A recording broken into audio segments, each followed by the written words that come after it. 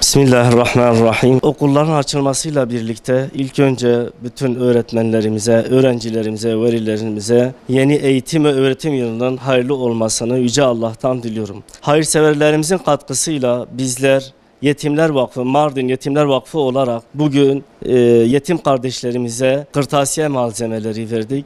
Ana sınıfından, ilkokul 1'den ta 10. sınıfa kadar yetim kardeşlerimize hayırseverlerimizin katkısıyla, onların yardımı ve desteğiyle yetim kardeşlerimizi sevindirdik, kırtasiye malzemeleri verdik. Kampanyamız da devam ediyor. Katkı sunmak isteyen kardeşlerimiz de kampanyaya dahil olabilir. Şimdiden Allah hepsinden razı olsun inşallah.